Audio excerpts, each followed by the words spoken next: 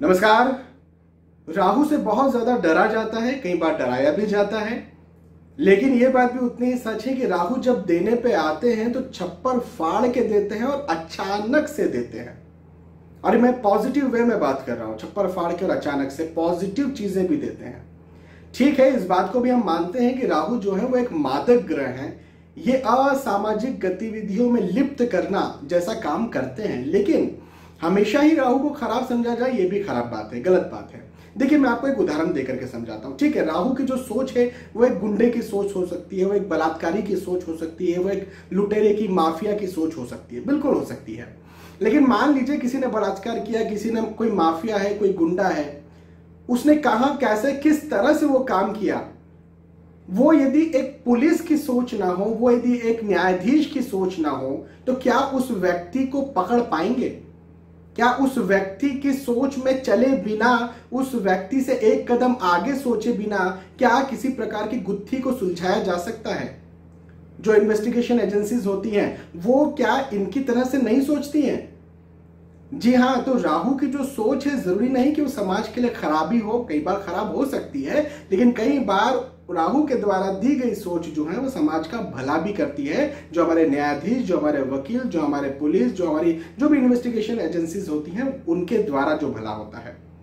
तो राहु अचानक से देने का काम भी करते हैं और पॉजिटिव वे में देते हैं। अचानक से राहु जो है वो राजनैतिक सोच देते हैं, डिप्लोमेसी देते हैं। राहु जो है वो कूटनीतिक सोच देते हैं और कूटनीति में माहिर बनाने का काम करते हैं, कंपटीशन में जिताने का काम करते हैं, धन के दृष्टिकोण से अपार धन देने का काम, डिसीजन मेकिंग पावर को बहुत ज्यादा स्ट्रांग करने का काम भी राहु करते हैं। तो राहु ठीक है, सामाजिक दृष्टिकोण से एक मादक ग्रह माने जाते हैं, लेकिन कई बार इनका हमारे जीवन में बहुत ज्यादा महत्व होता है। जब ये आते हैं तो छप्पर फाड़ के देते हैं।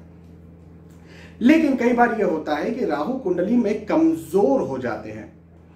अच्छे ग्रह कहीं बैठे हैं लेकिन राहु कमजोर हो गए। अभी देखिए, कोई अच्छा है और कोई कमजोर है, इनमें बहुत अंतर है। हाँ, कई लोग कमजोर को बुरा मानते हैं। मैं ये उदाहरण कई सारे वीडियोस में देते रहता हूं, आज फिर दूंगा। मान लीजिए मेरी तबीयत खराब है आज, मान लीजिए, तो इसका मतलब यह है कि मैं कमजोर हूं, लेकिन इसका मतलब यह नहीं कि मैं बुरा हूं। तो कमजोर बुरा ये अलग अलग होता है। हो सकता है कि किसी की कुंडली में राहु अच्छे हो लेकिन कमजोर हो, तो यहां पर राहु को बल दिया जाना बहुत ज्यादा जरूरी हो जाता है। अब क्या होता है कि राहु जो है उनका रत्न होता है गोमेद। भाई, हर किसी ग्रह का अपना एक रत्न है, तो राहु का रत्न है गोमेद। अब गोमेद जो है वो महंगा मिलता है, ऑब्वियसली रत्न महंगे मिलते हैं। रत्न धारण करना हो सकता है सबके बजट में ना हो, हाँ, थोड़ा सा अफोर्ड ना कर सके, थोड़ा महंगा पड़े, तो फिर इसके बदले में एक सब्स्टिट्यूट आता है, और वो आता है एक धातु का सब्स्टिट्यूट जो कि है शीशा। शीशा एक धातु है जिसे अंग्रेजी में लेड भी कहा जाता है, कई लोग इसे सीसा कहते हैं, सही प्रोनाउंसिएशन शीशा है और लेड भी है। तो ये एक धातु है जो कि राहु को रिप्रेजेंट करती है। यदि इस धातु की अंगूठी बनाई जाए, शीशा आप जो है गूगल पर लिख सकते हैं, सर्च कर सकते हैं, आपको पता चल जाएगा कौन सी धातु, यदि आप नहीं जानते तो। लेड, तो ये जो धातु है, ये यदि आप मिडिल फिंगर में पहनते हैं, उसे पहनाना है जिसके लिए हमको राहु को करना है मजबूत। तो यदि मिडिल फिंगर में ये धातु पहनी जाए, थोड़ी सी मोटेपन में पहनी जाए, थोड़ी सी मोटी हो, थिकनेस थोड़ी ज्यादा हो, थोड़ी सी बड़ी भी हो, यदि ये शीशा नाम की धातु पहनी जाए तो ये राहु को करती है मजबूत। हाँ, मिडिल फिंगर में पहनना है, इस बात का जरूर ध्यान रखिएगा। मिडिल फिंगर जिसे शनिदेव की अंगुली कहा जाता है।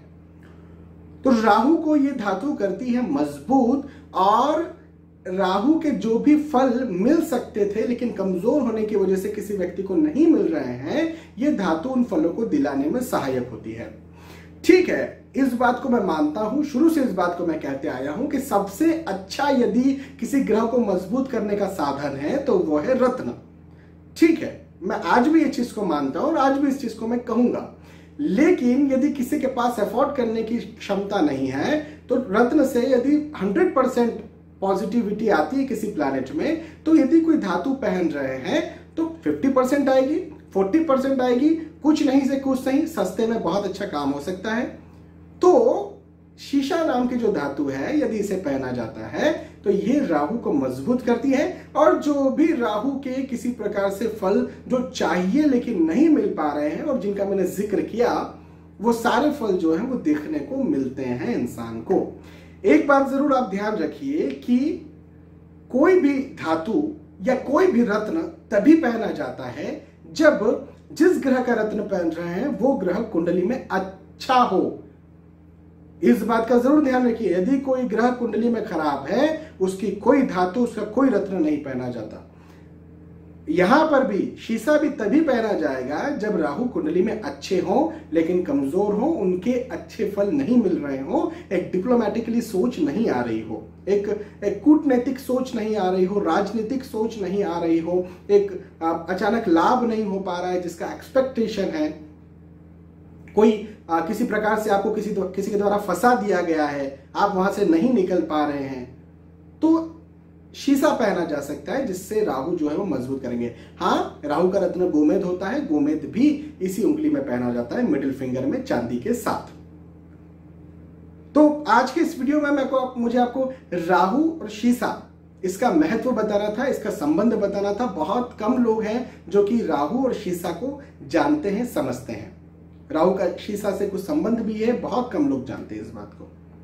बहुत बहुत धन्यवाद आपका, आपने आज का वीडियो देखा। आने वाले वीडियोस में, आने वाले एपिसोड्स में फिर मिलेंगे। तब तक के लिए आज के इस वीडियो में आपसे विदा चाहता हूं।